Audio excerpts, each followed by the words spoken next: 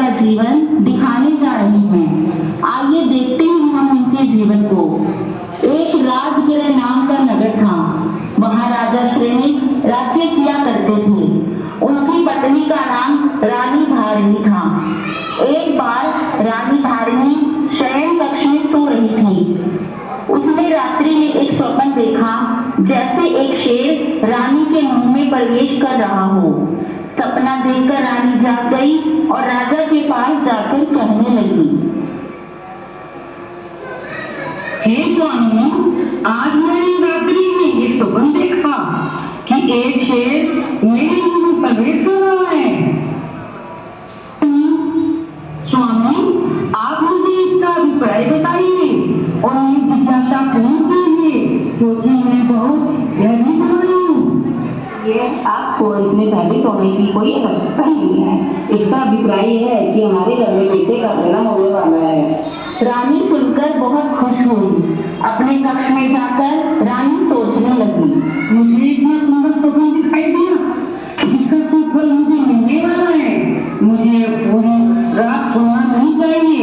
मैं धर्म आराधना करके रात्रि व्यतीत करूंगी। रानी धारिणी पूरी रात धर्म ध्यान करके व्यतीत करती हैं।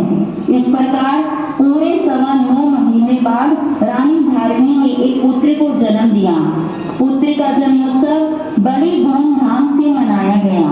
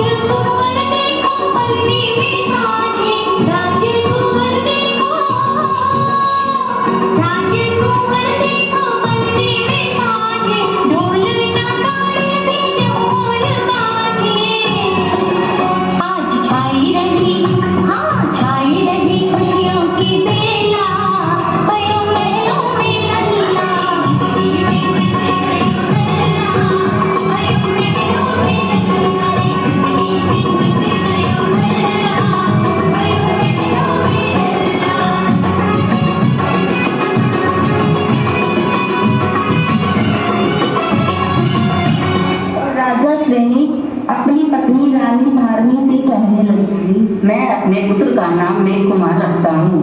इस प्रकार बच्चे का नाम मेघ कुमार रखा गया। बालक का लालन पालन बड़े उत्साह से होने लगा। युवा होने पर मेघ कुमार की शादी 8 कन्याओं से की गई। इससे कहना पालना हटा दे। मेघ कुमार सुखपूर्वक जीवन यापन कर रहे थे। फिर एक दिन राज्य में घोषणा करवाई गई, राजगृही नगरी के भाग्य सवारे, राजगृही नगरी के भाग्य सवारे, जो इस धरती पर प्रभु महावीर पधारे।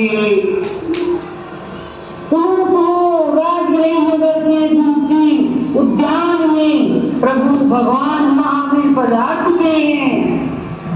प्रभु महावीर का सम्मोहन लगा हुआ है। यह घोषणा राजकुमार मेघ कुमार कुमार से भी सुनी और अपने माता पिता के साथ भगवान महावीर के शमो शरण में पहुंचे। वहां पर प्रभु महावीर अपना उद्बोधन दे रहे थे। यह संसार नश्वर है, यह शरीर भी नाशवान है। सांसारिक रिश्ते नाते सभी झूठे हैं। यह संसार स्वार्थ से ओतप्रोत है।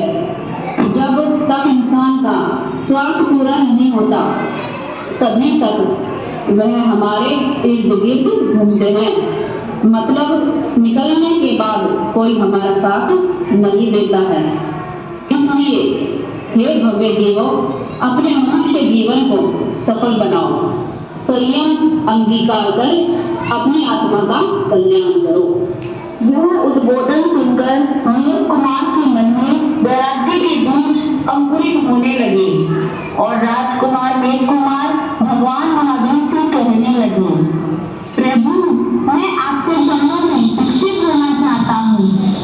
हे देवानुप्रिय, जैसा तुम्हें सुख हो वैसा ही करो, परंतु इस कार्य में विलंब मत करो। घर आकर राजकुमार मेघ कुमार अपने माता पिता से दीक्षा की अनुमति मांगने लगे। हे माता पिता, आज प्रभु वीर की वाणी ने मेरे मन पर जादू कर दिया है। मैं उनके चरणों में दीक्षा लेना चाहता हूँ। आप मुझे आज्ञा प्रदान कीजिए। पुत्र, ये क्या कह रहे हो? दीक्षा दीक्षा लेना बच्चों का खेल नहीं है। इस कठिन मार्ग पर कोई बिरला व्यक्ति ही चल सकता है। तुम इतने कोमल हो, संयम का फल बहुत दुष्कर है। इसलिए तुम दीक्षा लेने का विचार छोड़ दो। माँ, भले ही मेरा शरीर कोमल है, परंतु मेरी आत्मा बहुत बलवान है। मुझे इस संसार में सुख प्रतीत नहीं हो रहा। यह संसार दुख का महासागर है। मैं इस भटकते हुए संसार से अपनी आत्मा को निकालना चाहता हूँ। इसलिए मुझे दीक्षा की आज्ञा प्रदान करो माँ। स्वामी, देखिए ना, मेघ को आज दीक्षा लेने की जिद हो रही है। आप इसे समझाएंगे ना? साधु जीवन खाने की धार है। मुंह के दांतों से लोहे के चने चबाना जैसा काम है। संयम से तलवार को चलने जैसा काम है। हाँ पुत्र, तुम्हारी माता बिल्कुल सही कह रही है। तुम दीक्षा लेने की जिद मत करो। दीक्षा लेने पर तुम्हें अनेकों नियमों का पालन करना पड़ेगा। तुम्हें जीवन भर ब्रह्मचर्य का पालन करना होगा। रात्रि भोजन का त्याग करना पड़ेगा। तिनके जैसी तुच्छ वस्तु भी बिना पूछे नहीं लेना होता। जीवन भर पैदल चलना पड़ेगा। उन घुंघराले बालों का केश विमोचन करना होगा। घरों से भिक्षा मांग कर लानी होगी और तुम इतने नियमों का पालन नहीं कर पाओगे।